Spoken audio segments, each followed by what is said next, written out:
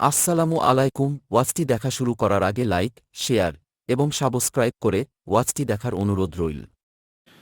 আমার কোমরে ব্যথার কারণে 4 রাকাত নামাজের প্রথম 2 রাকাত দাঁড়িয়ে পড়ি এবং পরের 2 রাকাত বসে পড়ি, এক্ষেত্রে কোনো প্রবলেম হবে কিনা?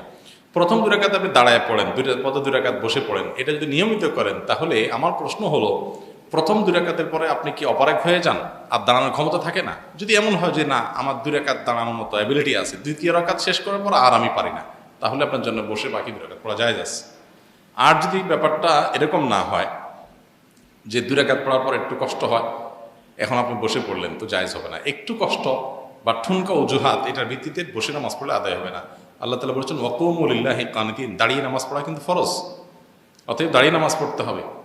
তো ফরজ নামাজে দাঁড়িয়ে নামাজ পড়া ফরজ, আপনাকে যে কোনো মূল্যে দাঁড়িয়ে নামাজ পড়তে হবে। যদি আপনি অপারগ হন তাহলে বসে পড়বেন।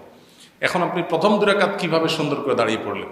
বোঝা গেছে আপনার সামর্থ্য আছে। দ্বিতীয় রাকাতে আপনি বসে পড়তেছেন কেন? যে প্রথম 2 রাকাত পারছে, একটু কষ্ট করে হলেও দ্বিতীয় রাকাত 2 রাকাতও তার পারার কথা।